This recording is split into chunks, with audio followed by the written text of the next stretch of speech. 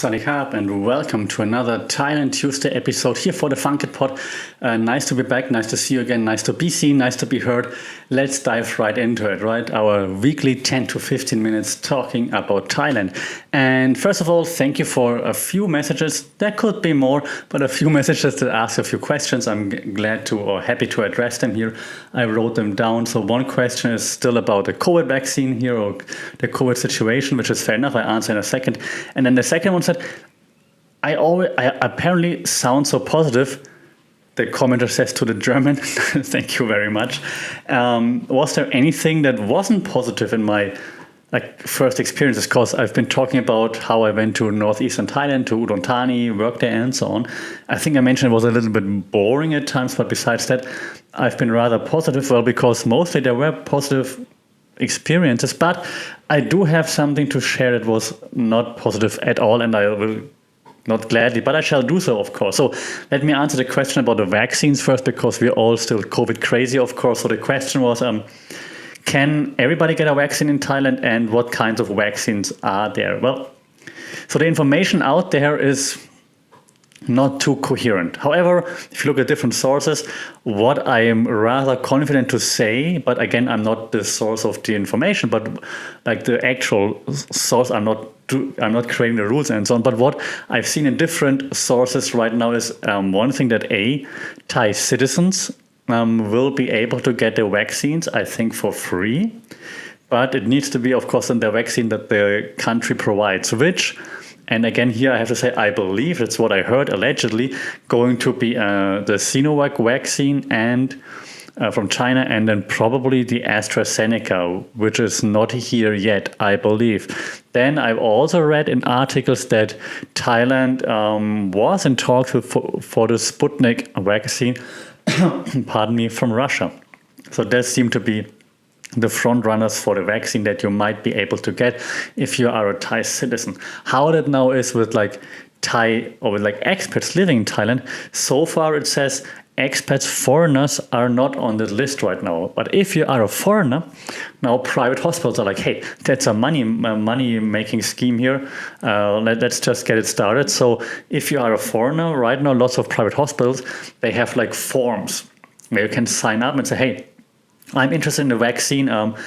Please let me know once you have the vaccines, because the private hospitals, they want to get all the vaccines and then you can pick and then they basically sell it to you, right? So, for example, one of the bigger hospitals here right now, a newer hospital, the Med Park Hospital, pardon me, just sent out a form that says, hey, if you're interested in a vaccine, give me your name, number, email, age, gender. It's a lot. What do you want to know? Nationality, and then which vaccine would you be interested in, and give you a list of all the vaccines. You can say, I don't care any, or you just pick the Pfizer, BioNTech one, or Johnson & Johnson if you're crazy. And then they say, okay, we get back to you as soon as we know when the vaccines will be available. So that's how it looks like for expats right now. So right now you're not getting it, but private hospitals are, I know, trying to figure out a way to get it for you.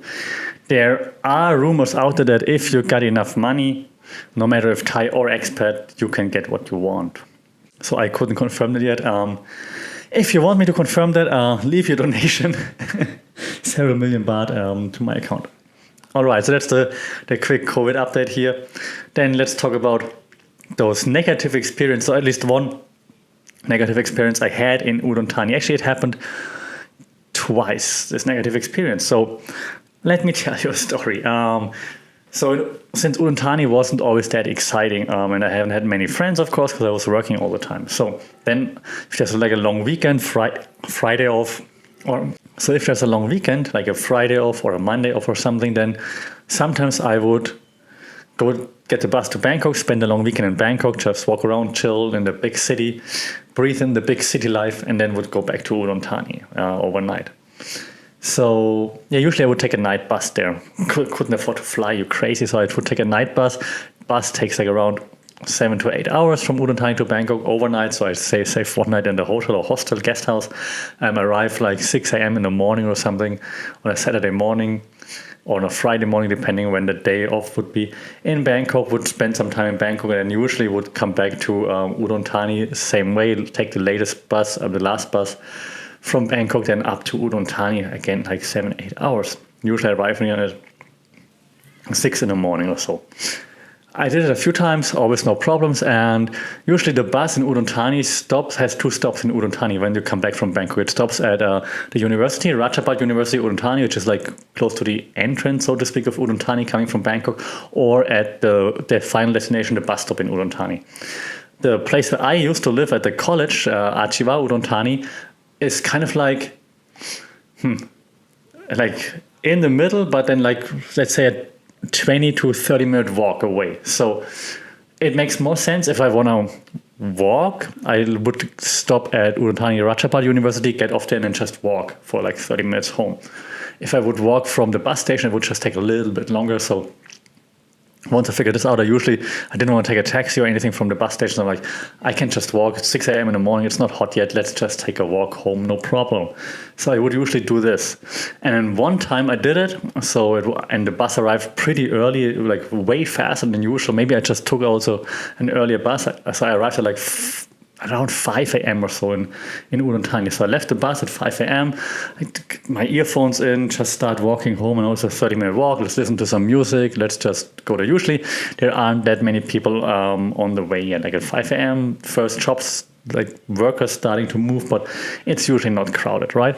So I'm just walking home at like 5 a.m. or something, and then all of a sudden I can hear, and on the way from the bus stop to the college where I stayed, there are lots of schools along the road. They're like left and right of this, like a big main road. I would say like 3 lanes one way probably. So on each side of the road, there are like schools and kindergartens and lots of them. It's one of them. It's the main road in Udon Thani, one of the main roads, right? So I would just walk next to the road on the sidewalk. And then all of a sudden, this one early morning, I hear a motorcycle right behind me. I'm like, I didn't even turn on. I'm like, whatever, it's just gonna pass me. I don't mind. And then I realize that the motorcycle doesn't pass me. So for like it felt like 10 minutes, but of course it just felt longer than it actually was. It was, I don't know, maybe like 2 or 3 minutes, but the motorcycle would not pass. I'm like, what the hell is this? So then eventually I stopped the music and I was turning around, and there were like 2 or 3 young guys, Thai guys, I would say like 15 to maybe 20, somewhere in that range.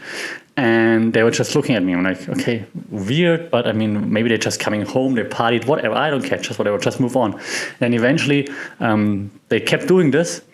And then while I was just walking, they were starting to then say things to me. Like they were using like their best English skills. I believe they were saying then like, hey, like asshole, yo, you, asshole, yo, you, well, fuck you, motherfucker. Like all the bad words, I guess, that they know in English, they were throwing at me. I'm like, well, I mean, that's not cool, but I don't want to argue right now. I don't want to make a scene here. They are 3. I'm alone. It's early in the morning. I'm a foreigner here. I don't want any trouble. So I just kept walking. I'm like, whatever, man. Yeah, good for you. Cool. Let me just walk. By the way, the cool thing was also they were wearing Arsenal London soccer jerseys, football jerseys, right? Hating on a foreigner, but wearing like a foreigner's football jersey. Just saying. So then I keep walking. I was like, okay, whatever, just walk faster, just go home. And then they're coming again with the motorcycle. So they passed. Then they came again, like with the motorcycle. They just turned on the other side of the road, came back to the same thing. And then the second or third time they did it, I heard that the motorcycle was approaching really fast. So I didn't turn on the music anymore because I was like, shit, what's going to happen? So the motorcycle was approaching really fast, and then I see them throwing stuff at me, and I know, what the hell? They're actually throwing stones at me, right? So they're like this guy on a motorcycle, the guy in the back throwing stones, the other guy on a motorcycle also throwing stones. I'm like, what? Huh? What? And first, like, it was like stones, like smaller stones that could like fit, like, I mean, between 2 fingers maybe, or like, I don't know how to say, like smaller stones, as big as like, I don't know, smaller than a golf ball maybe, but stones, which could also hurt already. But then eventually they had like those tennis ball size stones. I don't know where they got them from, like what the hell, throwing this at me. And then the third or fourth time they did this, they came around with a motorcycle. They actually had like a bat, like a wooden bat. I don't know, not a baseball bat, but like a wooden, not a stick, like a bat, right? And they tried to swing at me. What the hell? And I couldn't even comprehend what's happening. I'm like, really, with the stones, I thought, okay, they just want to piss me off here. Stay cool, whatever. Just keep walking. But with the bat, it was clear they wanted to hit me, right? I'm like, what the hell? So they tried to hit me with a bat, but luckily they tried to do this from a moving motorcycle, so it was rather easy-ish to avoid, because then they come at you and then you move away, and then okay, they're missing, but what the fuck? Okay, now I'm demonetized again on YouTube. But what the hell, right? And what was even worse in the aftermath, like when I thought about it was right in front of another school. Like, there's a security guard sitting behind the gate. Every school has security guards, right? There's a security guard sitting behind the gate, looking out onto the street, sees that those guys are trying to hit me with a wooden bat, whatever it was, and he didn't do anything. Didn't even open the door for me to go inside. Like, hey, here, just chill here, let them pass, and then you can go again. Nothing. Ridiculous. Okay, so they were then trying to, I know, intimidate me or whatever. And this went on for a while. The 30-minute walk, like, home, of course, took way longer now, because I had to kind of try not to interact with them, but of course they were coming at me with like this freaking not baseball bat or whatever, right? So then, as I said, they did this like 3 or 4 times, I don't remember. But then eventually I was like, okay, if I just keep walking now, and maybe I don't hear them coming, or maybe I can't move away, and then eventually going to hit me, like, what's going to happen, right? So then what I did, okay, because then I saw them turning around again. They're passing me, trying to hit me. They're passing me, try to turn around. And I'm like, okay, I'm not going to hide away anymore. I'm going to go at them right now. So I packed my phone bag. I put everything in my backpack. Put my backpack on like really tight so it won't fall down. They can't like grab it and run away or whatever. And so I pulled it really tight, and then I was just running at them, yelling at them, grabbed some stones that I had, threw the stones at them. And this one guy let the bat kind of like fall down or whatever. I don't remember if I grabbed the bat and was just throwing the bat towards the motorcycle. I was yelling at them like all the bad words that I know, which were way more than they knew. And then they left. They were just, again, insulting me, and then they left on their motorcycles. But that was freaking crazy. That was freaking, like, in the moment, right now it sounds like a weird story, but in the moment, that was freaking crazy. I was like, I don't know what I'm going to do if they really hurt me, or if they would have stopped with the stupid motorcycles, because there were 3 guys, right? So if they would have just stopped and gotten off their motorcycles, like, what would I have done? I don't know, but maybe they thought, hey, there's the security guards left and right, are they going to do something? So maybe that was the reason why they didn't do it. I don't know, I'm not sure. So that was insane. Like, what's supposed to, and I don't know if it was racism or just being stupid, but I mean, racism, I say it because they said like, that's fuck you, and then they used the insulting word for foreigners, which is falang. So now we can argue it's insulting or not. It's just like a catch-all term for foreigners, white foreigners in particular. And they're like, falang, fuck you, and so on. So it could be racist, could just be idiots, drunk idiots maybe. I don't know. It was definitely kind of scary though. And when I told this story to like the people in my college, to others in the area, everybody just shrugged it off like, well, you're okay, right? I'm like, yeah, I'm okay, but didn't you just see the story? They're like, but you're okay, so whatever. The Thai word for don't sweat it, be cool is like mai pen lai. So they're like, but you're okay, right? I'm like, yeah, I didn't get hurt, I'm okay, but I'm a bit shocked, and come on, that's not okay. And they're like, but you're okay, so you're not hurt, so mai pen lai. So nothing, no police, no nothing, no checking with the security guards what they saw, who it was, whatever, nothing, just, yeah, let it be, it's all okay. And they say, yeah, it's all okay, let it be. The same thing happened again, like, I don't know, a few months later. I mean, not the exact same thing, not with like the bad thing, but again with like guys being drunk, not on a motorcycle this time, but running at me, throwing stones again or whatever. Apparently it's a thing in Udon Thani, I don't know. So it happened twice, like that people actually tried to hit me, hurt me, not sure. At least try to, I don't know, show some force, show like, hey, I'm the man, you're not. Always like groups of guys. It happened twice, so during my 1 year and something in Udon Thani. So you could say only twice, not that bad.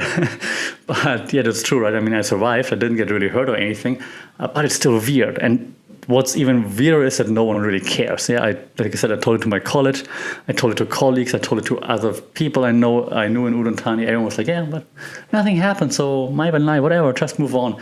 So that was a negative experience. Again, as I said once, because people tried to hurt me. And I thought I'm a nice person, so why would they hurt me? Maybe because of the color of my skin.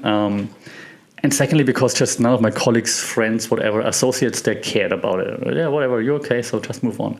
Which is kind of weird. Like if your friend tells you, or if anyone tells you, hey, I got basically assaulted, it's like, oh, what, really? Ooh, is there any security footage? Can we do something? Let's go to the police, tell them. 3 guys on a motorcycle or whatever, right? But nothing. So that was a not so positive experience since I got asked about that. There are a few more, not too many, but there are a few more crazy stories like this. Maybe I should make a list of like 10 most crazy things that happened while I was living in Thailand, or ever since I've been living in Thailand. If you want to hear something like this, let me know. If you have any crazy stories by yourself while living in Thailand, while living abroad, or just crazy stories per se, feel free to share them on social media, in the comment section, via email, funkitpod@gmail.com. Very much looking forward to hearing from you how everything is going. Crazy stories. How's the vaccine stuff going for you in your country? If you're not in Thailand, did you get a vaccine? How is it? Let me know all those things. I'm happy to talk. And if you have any more questions, as always, shout out, let me know. I shall answer them all. Until then, that's 15 minutes already. That's it for today. Thanks for tuning in. Wishing you all the best. Stay safe. And I hope to talk to you again soon. Until then, Sawadee krap.